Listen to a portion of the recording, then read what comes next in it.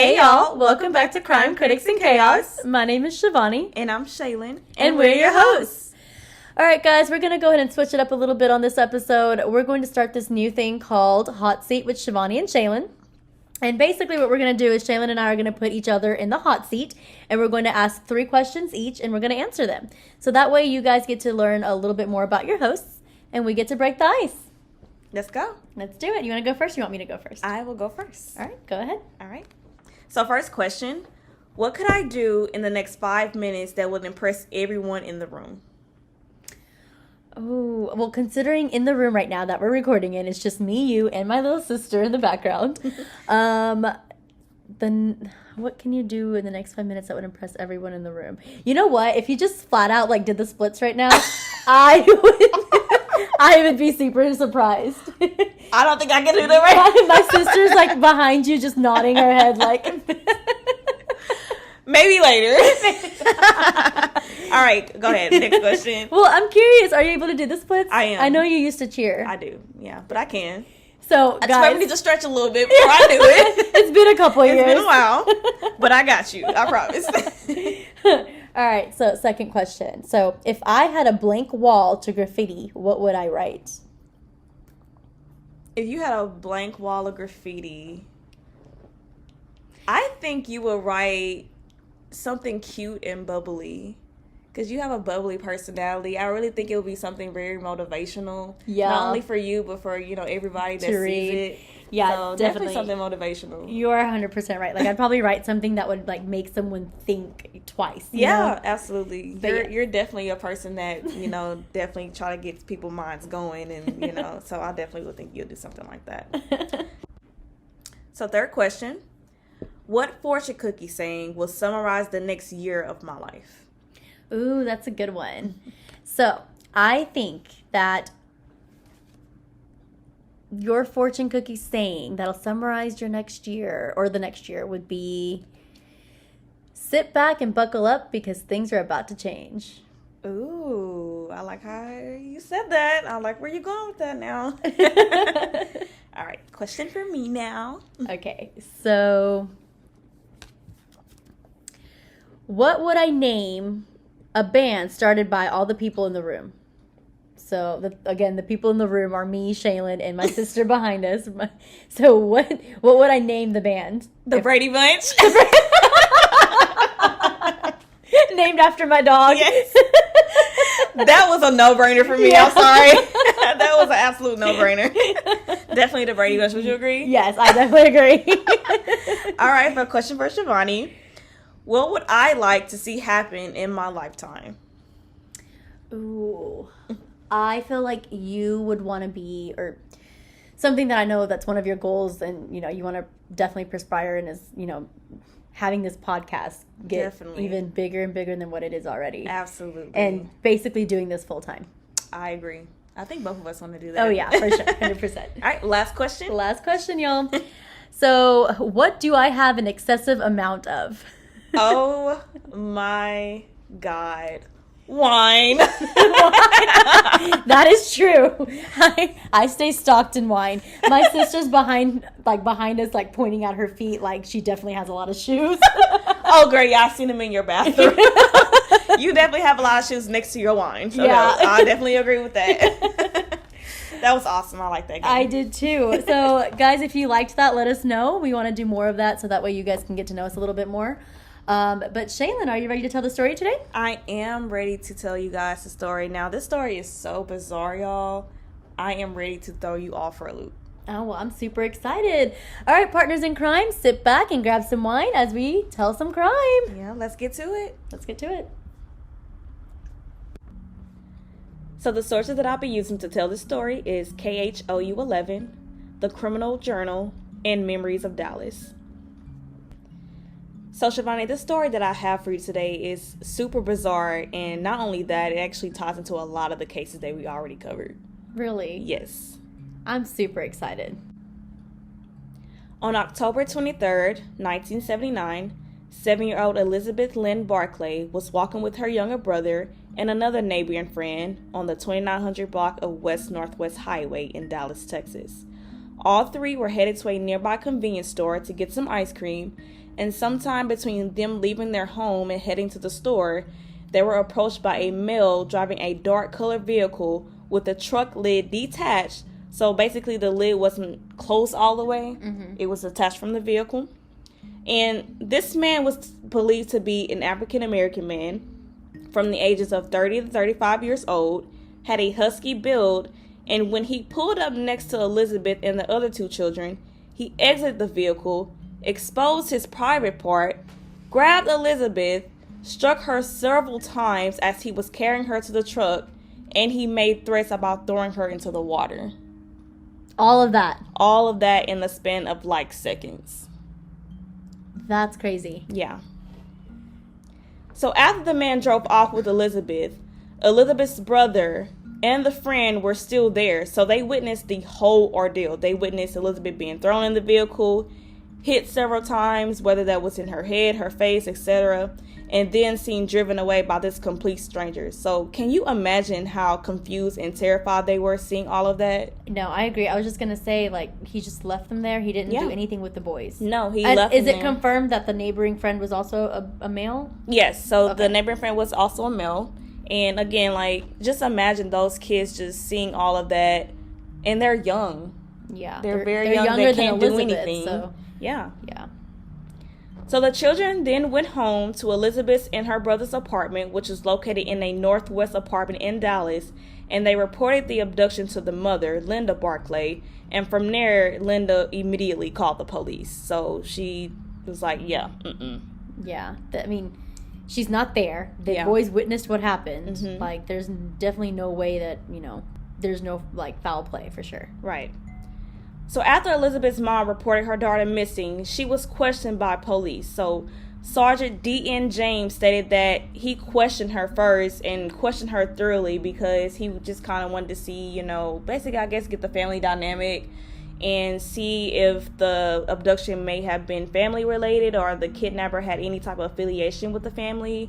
So I agree that he should have done that because, of course, again, we see in all cases where even if the child was kidnapped by a complete stranger, we don't know if that stranger was actually a complete stranger. Yeah, no, I agree. I actually have a question, though. Mm-hmm. What year did you say this happened in? This was in 1979.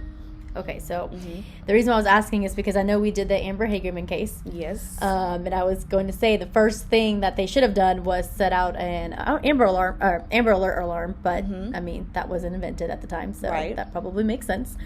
But just to kind of foreshadow, obviously, that's the whole reason behind the Amber Alerts, because I feel like that could have probably played a really big part if that was invented at the time. But sorry, anyways, keep going. So a massive search and investigation was done immediately after Elizabeth went missing. And one bizarre thing to note is that this whole ordeal brought back so many memories of another abduction and murder that took place just 5 months prior to Elizabeth's abduction, and another that took place 5 years after, and several more after that. And they're all girls? They're all girls, except for one. There's one that was a male, but most of them, yes, were girls. That's crazy. And what I was going to say, about the investigator who kind of questioned the mother. I mean, yeah, I do think that it's part of the protocol. I just wouldn't have done that as the first immediate thing because, like, as we all know, the first, 72 hours of a kidnapping is the most crucial. And I feel like with the fact that the two boys witnessed, Elizabeth getting kidnapped, rather. It's obviously not family related because then they would have recognized the individual. So I feel like they, should have definitely gone another direction to maybe, see if they could have found her. But I'll let you go more into the story to kind of see what happens next.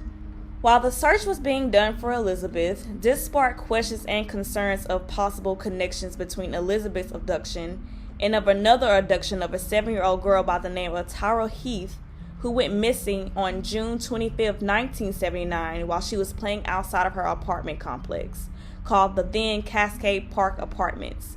So this was basically a relatively normal summer day where the children were playing outside, enjoying the days with, with them not being in school.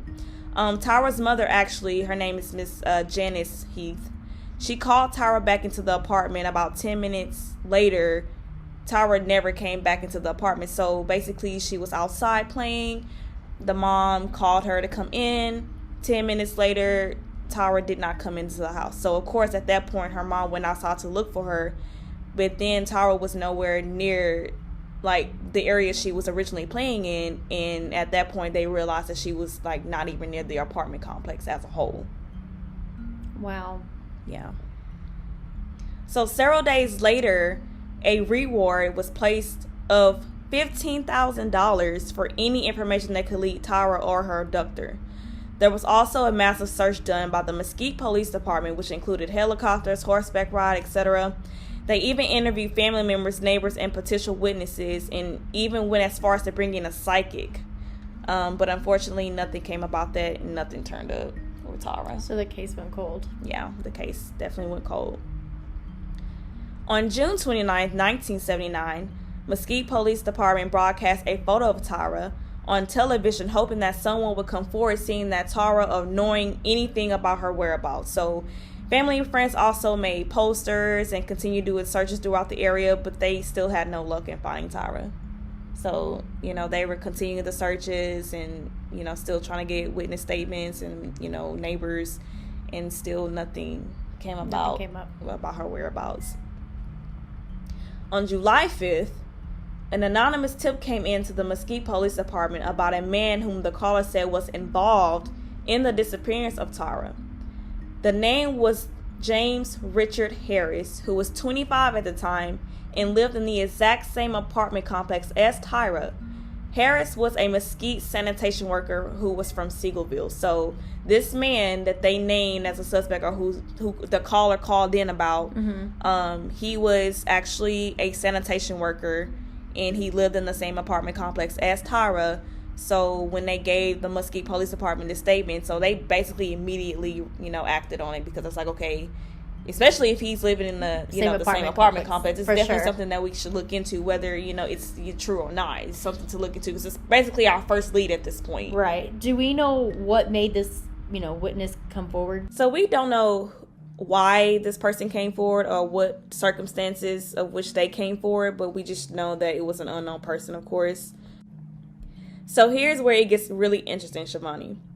So according to Don Heath, a relative of Tara, stated that on the day she disappeared, she left her apartment, went a few units down, and knocked on Harris's door where he, his wife, and his son had lived.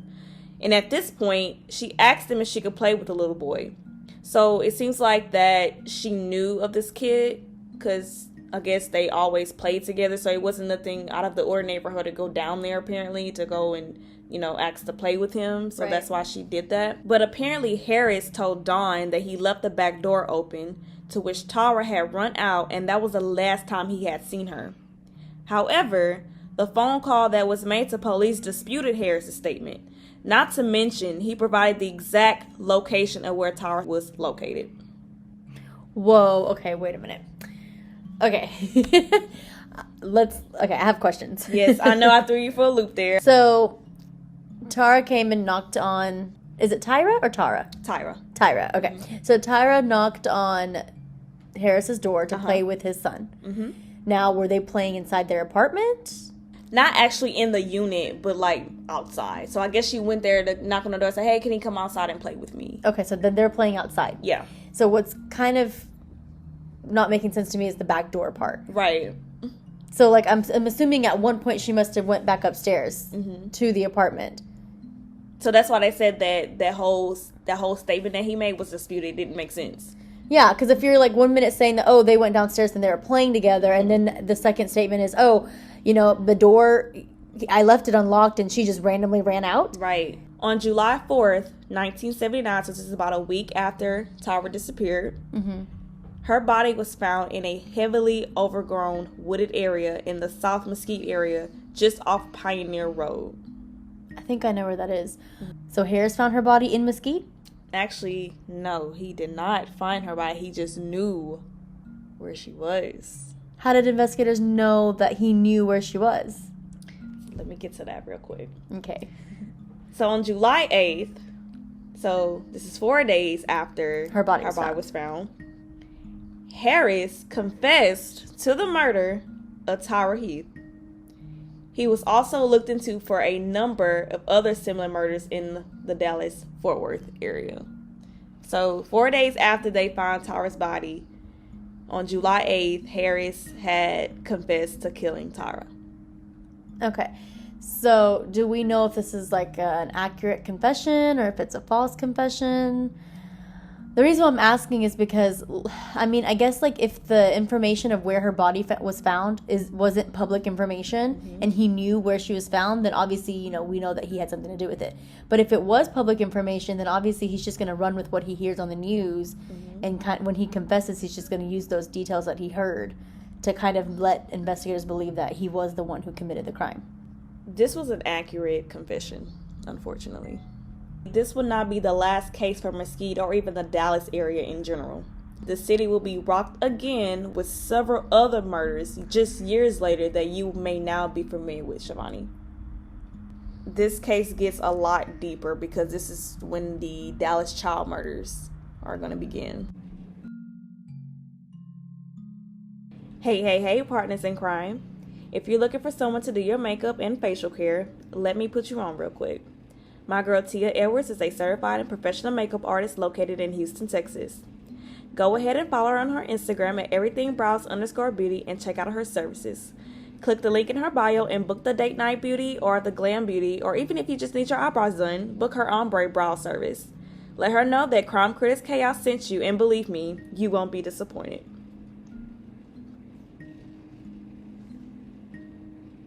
So after Tyra's incident, 5 months later, on October 23rd, we now have Elizabeth Barclay. So now I'm circling back to Elizabeth's disappearance. Okay. On October 27th, so just 4 days after Elizabeth's disappearance, her parents, Linda and David Barclay, held a press conference and pleaded for their daughter's return. Then that night, a call was made from a psychic sharing some details about Elizabeth's disappearance, but Dallas police did not find this credible or plausible. So basically the psychic came in and was like, hey, I have some information on Elizabeth, but they didn't think that was credible. I mean, I can see why, but I would still, as a parent, I would still want to look into it. And right. Do you know what the psychic said? So sources didn't actually state specifically what the psychic had said or what information the psychic gave. So no, there was nothing that came about that, unfortunately.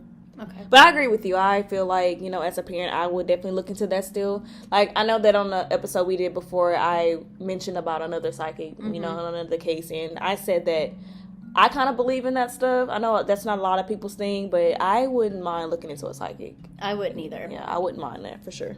On October 30th, a search was conducted by Dallas police in the city of Capel in the Trinity River, but unfortunately nothing was found here. So after they basically got the phone call from the psychic, now I'm not sure if this search was in reference to what the psychic had stated. Maybe they took something out of that, but on October 30th, they did do a search in Capel and the Trinity River to try to see if there was anything that they could find, especially of Elizabeth, but they didn't find anything, unfortunately, there. So fast forward to November 7th, Elizabeth's parents raised $10,000 in rewards, hoping for the safe return of their daughter. They also put out a better vehicle description and of the male perpetrator that abducted Elizabeth. So now they describe the vehicle as being a 2-door Buick, still an African-American male as the abductor, but now they described his height to be 5 feet 6 inches tall and that he had sideburns. Then on November 18th, the Dallas Morning News ran a full page for Elizabeth, and the reward was raised to $15,000. Wow. Yeah. That's good. Mm-hmm. So this description, again, that was strictly based on her brother and the neighboring friend. Basically, yes. And I think, how old are they again? I think they're younger than 7, correct? Yeah, so they were younger than Elizabeth. I don't know about the little boy, the other neighbor. They never specified his age. But he probably was around the brother's age because that's probably the brother's friend. Right. But I know for a fact that Elizabeth's brother is younger than Elizabeth. And Elizabeth was 7. Yeah. That's crazy. I'm just thinking, like, first of all, those kids are super young, which I know we've talked about this in several cases, especially the Amber Hagerman case, about how these kids are super young and they're over here, you know, going to convenience stores on highways. Mm-hmm. That's so crazy to me. But on top of that, I think what's even more crazier to me is that, I mean, yeah, you know, the 2 boys saw what the perpetrator looked like and was able to describe him. Mm-hmm. But they're 7, you know, Yeah. or even younger. I mean, Elizabeth was 7, so obviously they're younger than 7. Right. Which I'm like, you know, at the time when you're scared, you think you saw something and you're not even sure. I mean, me being 26, I feel like I wouldn't even really be 100% sure of what I saw. So imagine Absolutely. like 2 little boys who are younger than the age of 7.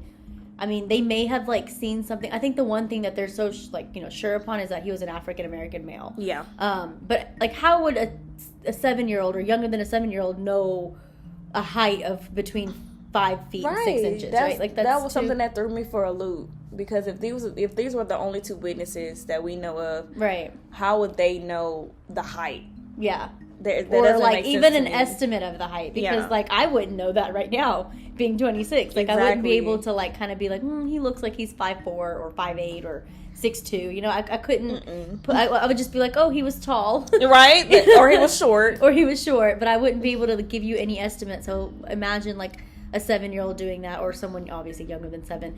But I mean, maybe they did some, I don't know, like, well, was he about this tall? Did he seem about this tall? Probably You know, so. and they probably kind of compared it. But still, I mean, again, they're younger than 7. Their memories are not going to be Not at all. that strong. So I don't know. I mean, I would definitely think it's a good idea to like kind of get the description from them, but I wouldn't just go based off that description. No, absolutely. Especially the height. Now, I could see that with them saying the race, that you know, because I'm sure that they saw enough to where they can determine the race of the actual perpetrator. So I understand that, but the height, yeah, I'm not feeling that. Even the race, like, you know, like the Texarkana murders that we were talking about a few weeks ago, where, you know, certain couples said that they saw, you know, a Hispanic man, and then some people said it was a African American man because they were dark skinned, right? Right. So like same thing, like the boys could have mistook the African American man as Very just a true. you know, dark Hispanic man maybe, or Very true. Could have been, it could have been anybody. right. But yeah, you're absolutely right there. So on December 21st, skeletal remains were found on a dirt road in Van Zandt County. Apparently on this day, some farm workers were hauling hay in what is now called the Wingo Way, located in Willis Point, which is about 52 miles from Dallas, when they discovered a decomposed body in a ditch. The Barclays were immediately notified of the discovery, and at this point, it was believed that they belonged to Elizabeth. So sadly, the Dallas County Medical Examiner's Office confirmed that the remains were of Elizabeth using dental records, and the cause of death was determined to be a gunshot wound. Wow. And she was found all the way in Van Zandt County. Yeah, all the way in Van Zandt County. Again, that was about 52 miles from Dallas, so she was pretty far. Yeah. About an hour away. On December 23rd, Robert Douglas Durkey was arrested for a kidnapping in University Park and was thought to have been connected to Elizabeth's case. However, on December 24th, so just a day after he was listed as a suspect, police decided that he was not connected to the case and released him. Now, on December 30th, a funeral was held for Elizabeth and she was laid to rest. So, you have, on the 23rd, you have a suspect, Robert. He was called in for questioning because he apparently was involved in another kidnapping in the University Park. Do you know where University Park is? Yes. Yeah, okay. So after they questioned him, they realized, or I guess they came to the conclusion that he wasn't involved in Elizabeth's case. So they let him go. I think they let him go way too soon. I think he should have been questioned a little bit more. But again, I don't know what those questions were, or, you know, what was, you know, said in their interview to which they felt like he was not a suspect. So Right. He might have had an alibi or something that strongly proved. Honestly, what other alibi would you have? You literally just kidnapped somebody else before this. You know, so I wouldn't know what alibi. I mean, I'm not saying that he. Why wasn't didn't he have in jail? one, but I don't know. That's my point. Like, why weren't you in jail for the kidnapping? Yeah. That's weird. Investigators stated that they found some disfiguration of Elizabeth's ribs, which could indicate that a bullet had passed through her body. Sources also stated there were wounds found on her head that could be consistent with a knife, and there were also knife-like cuts on her clothing. So this is basically when they did the autopsy.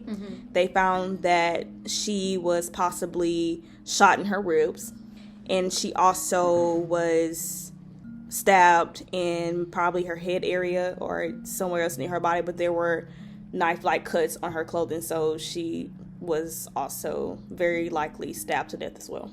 That's like overkill. Yeah, definitely overkill. You already shot her. And she's a kid. Yeah. Like, she's 7. She's 7 years you're good old. with just one bullet, Right. dude. Like, you don't have to stab her. Right. So what was the point of you stabbing her? Ugh. You know, that was just way too extra. I mean, it was already extra by you abducting her. Now you really took it the extra mile by shooting her in her ribs and stabbing her. How many times that was? What? Why? She's 7. What possibly could a 7-year-old do to you that makes you that angry at her? Yeah, I agree. That's why I'm saying, like, usually it's like, you know, the only time that you overkill like that is when you have that much anger towards a person. Right. Which, I mean, how can you have that much anger towards a stranger who's 7? Exactly. So there was no indication that she had been sexually assaulted. I believe that she was, but since her body was so badly decomposed in my eyes, I feel like they weren't able to come to that conclusion. But I strongly believe that she was sexually assaulted. Yeah, I would think so too. Yeah. Now, as I mentioned before, there were several other murders and abductions throughout the Dallas area before and after the death of Elizabeth. So now I will go over some of the few that sources highlighted.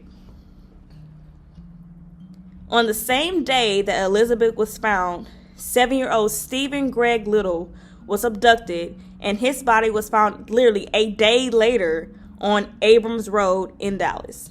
I know where that is too. Yep, I do too. One thing I'm noticing is that this is a boy. Yep. And not a girl. Yeah, so that goes back to what you asked me earlier, if they were all girls. This is the one guy, the one little boy that they, had on the source. So literally the same day that they found Elizabeth, he was abducted. What are the odds? Yeah, I mean, it seems like if it's the same killer, he's striking pretty quickly. It's very coincidental that the day that they found Elizabeth's body, another 7-year-old kid is abducted. Right. At this point, I'm like, if that was me living in that area around that time frame, I would not let my kid out of my sight. Not at all. This definitely sparked parents in Dallas. Mm-hmm. Now you have Elizabeth, and before that you had, Tyra. And probably before that, you had others. Mm-hmm. So I'm sure that there was definitely it was scary for the parents in Dallas. And honestly, it's still scary. Yeah, it's still scary to this day. So surprisingly, there was no connection made between Stephen and Elizabeth. Even though he was abducted that same day, there were no connections made between the two. So I guess police and investigators believe that they weren't connected. I'm not sure how. Why would they even come to that conclusion? I mean, in a way that I get it, but I'm like, the investigator side of me would be like, something's up with these two cases. Gotta be. Yeah. Especially if you don't have that many, like, child murder cases, in that area. And if you just happen to, like, come across so many at a time, you would think that they're somewhat related or something's wrong there. Definitely. So, yeah, I agree. 7-year-old Linda Mccoy was abducted near her home in East Dallas in the spring of 1977. So this is 2 years prior to Elizabeth's disappearance and death. Her body was found just a few months later near Mountain Creek Lake in the Far West Oak Cliff area. It was determined that Linda had been shot. No suspect has ever been identified in Linda's case, and her case also remains unsolved. Again, what are the odds of all of these cases now? Right. So, what do you think about these particular cases that I've already went over? What do you think? I mean, I think they're related. I'm not sure if the boy, what was his name? Stephen Little. Stephen. Mm-hmm. I don't know if Stevens is related just because, it seems like this killer only strikes little girls. Yeah. So, that might be a little off there. Mm-hmm. But for the most part, I think that it's probably the same killer. I mean, they're all in a span of a couple years all together. Mm-hmm. So and they're all kind of around the DFW area. Mm-hmm. So I do think that they're, the killer's probably the same. I agree. I definitely agree. And not like how you said that about Stephen. Maybe his is not connected, which is why investigators was like, no, there is possibly no connection because maybe, the fact that he is a little boy. Mm-hmm. But you never know. I mean, his MO hadn't changed. So it was like, let's just say, he started like changing his MO and he started kind of prying on little boys, then it's like, okay, that makes sense. But this whole entire time it's just been little girls and just one boy. So I mean, it could be related. I don't know what kind of spiked that difference there, but I just think that that's probably a different scenario than probably so with the rest of them. Okay, I can see where you're going with that. 12-year-old Susie Meigs was abducted near a laundromat in Denton, Texas. So this was 2 years prior to Elizabeth's murder. So sometime maybe around Linda's, maybe in 1977. Right. Her body was found floating in a gravel pit in East Oak Cliff. Her cause of death was ruled as drowning. Wow. Yeah. So I honestly think that Susie and Linda may be connected. Right. Because it happened around the same time frame. Yep. And in the Oak Cliff area where their body was dumped at. Right. So I really think that if not all of these cases that I've been covering so far, those two are definitely for sure linked. I agree with you. On February 24th, 1980, so this is about 3 years afterwards, a unnamed girl between the ages of 4 and 6 was kidnapped from a sidewalk by an unidentified male who was believed to be a black male, 6 feet tall with a goatee, who threw the little girl into a dirty blue station wagon, then drove off. The little girl was never seen or heard from again. And she's unnamed? Yeah, they did not name her. I don't know why. I think it's probably because of her age, but I mean, they named all of the other minors. Yeah. But I think it was because she might have been the youngest out of all of them, because they said she was between 4 and 6. Yeah. So I believe that's probably why they didn't name her. That's so sad. Like, these kids are so little and they're young and they don't know anything. And imagine how scared they are when you do that. Like, it's so evil. Like, it drives me crazy. But what's really striking me and throwing me for a loop is that they're saying that a lot of these perpetrators are black males. Yeah, I did notice that. That's like the third time that you said that one of the witnesses says that they're African American. I mean, I'm not saying that can't be the case. It's just like, what are the odds of them like being different? And you know, here's my thing: is you said that she was never heard from again, right? Yeah. So how do we know all these details? How do we know that she was thrown in this vehicle and that, how do we know all that? Yep. Who's telling this? That's what I'm saying. Sources didn't state or specify who actually reported them seeing this little girl being thrown. I'm sure somebody did, but they didn't give out the information on who the witness was or, who that person, they just never stated that. There's very little information on all 3 of these cases that I just went over. There's very little information on it. That's insane because you would think that there'd be more coverage on it, which again is the whole reason why we do all this. Because we want to go ahead and shine light to these cases. Yeah. But I wish that there was more coverage on these cases for sure. And again, like you said, this is why we do this. So even though some of these cases that I am about to mention may or may not be related, it still makes you wonder because you just never know. After reading all of this, I couldn't help but think of Tasha Wright, whose story we covered, Shivani, in episode 2. Right. So if you guys haven't listened to that episode, please go and check that out right now. Looking back at Tasha's case, she was 10 years old, and she was abducted from her apartment complex in East Dallas on October 14, 1989, and was never seen or heard from again. So even though it's a pretty big gap. Yeah, it's like a good, 10-year difference. But it's funny that you say that because when you were telling me about Tyra's case, the whole time I kept thinking of Tasha. Right, absolutely. Because the circumstances are so similar. Like, very they both similar. Went missing from their apartment complex, you know? And, I mean, I know Tyra was found, whereas Tasha never was. But it just the whole story is very similar. And I was thinking about her the entire time that you were telling me Tyra's story. Yep. So on September 4th, 1993, 7-year-old Ashley Estelle was with her family at Carpenter Park in Plano, Texas. She disappeared from the park that day and was strangled to death. Her body was found the next day by a roadside. Her abductor and murderer was never identified, and her case also remains unsolved. There's so many in this area. So many. And they're all around the same time frame. So it makes you wonder, is there one killer out there harming these little girls or just these children in general? Yeah, I mean, I don't know if how long this occurred, but if it stopped abruptly, then it's either he moved or he passed away. Exactly. So the last one I would like to mention, and you're very familiar with this case because you actually covered it in episode 5, Shivani. We have the unsolved murder of Amber Hagerman, who was 9 years old, in literally very similar circumstances as Elizabeth. Right. She was abducted on January 13, 1996 in Arlington, Texas, when she was snatched off of her bike by a male in a black pickup truck, and her body was found 4 days later in a culvert behind an apartment complex, which was 4 miles from where she was last seen. So that's why I wanted to cover this story. Right. And that's why I said earlier that this case is connecting to all of these other cases.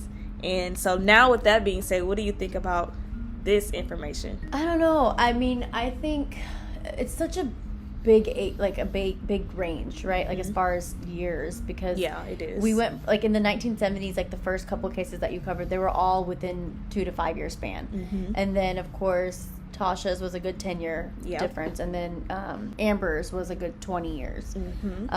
So I don't know if it's the same person, but let's just kind of entertain the idea that it is the same person. Okay. It would be weird that he, again, there could be lots of cases out there that maybe, you know, we don't know of, that he could have potentially been a perpetrator too. But based off of what we know so far, it seems like he struck so much at a certain time, and then he slowly began to, like, decrease his amount of killings.